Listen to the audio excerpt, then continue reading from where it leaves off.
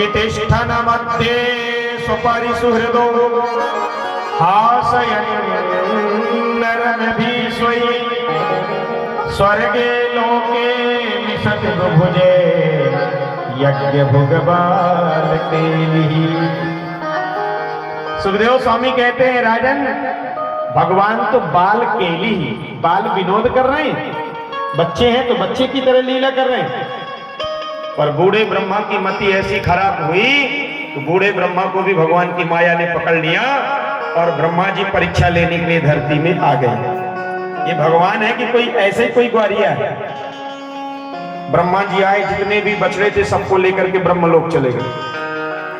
अब कन्हैया ने सखाओं से कहा, मित्रों तुम लोग भोजन करना, मैं बछड़ों को लेकर के आ रहा हूं। कन्हैया बछड़ों को लेने गए, तब तक ब्रह्मा जी ने सभी सखाओं को उठाए और ले गए ब्रह्मलोक।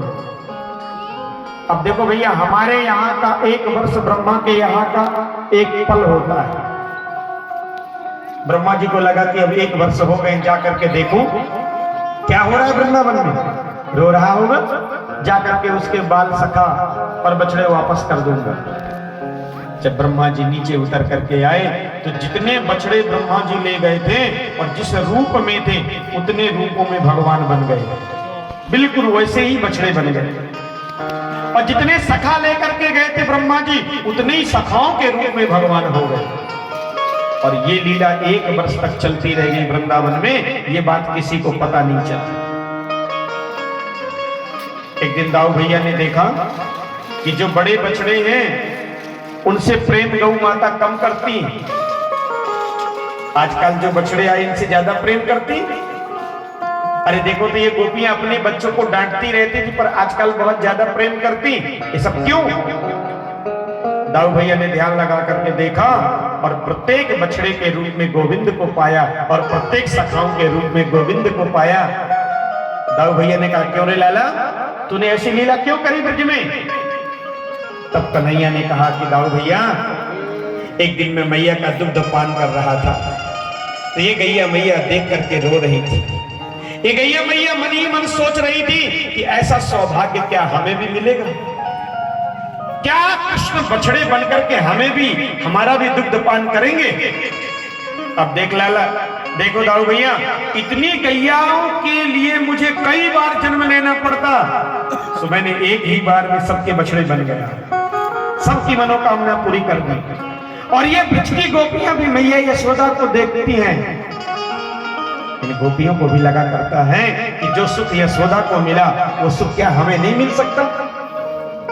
तो मैंने इन गोपियों के भी मनोभाव को समझ करके उनकी भी मनोकामना पूरी कर दी।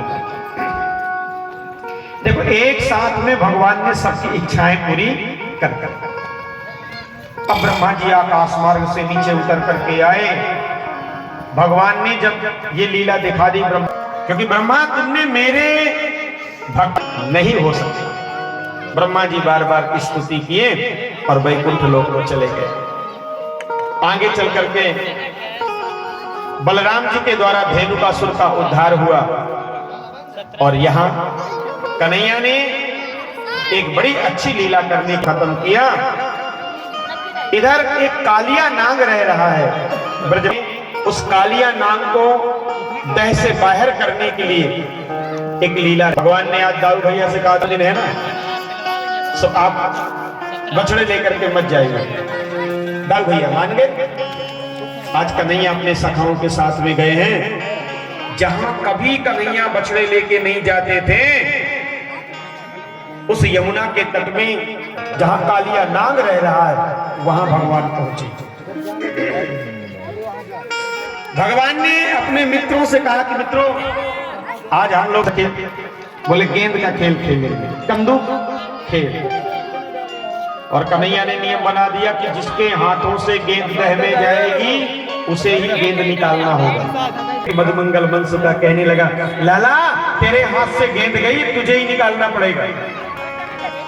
कन्हैया ने कहा, मित्रों मैंने नियम बनाया तो इसलिए गेंद को मैं ही निकालूंगा। भगवान गेंद को लेने के लिए दह के पास जैसे जाने लगे, ऐसे बना मैं कहा तो बाल सखाओं ने हाथ जोड़ लिया, लाला हमें गेंद नहीं चाहिए, हमें हमारा गोविंद चाहिए। सुना है कि इसी देह के अंदर कालिया नाग रहता है, और यदि एक बार भी कालिया नाग ने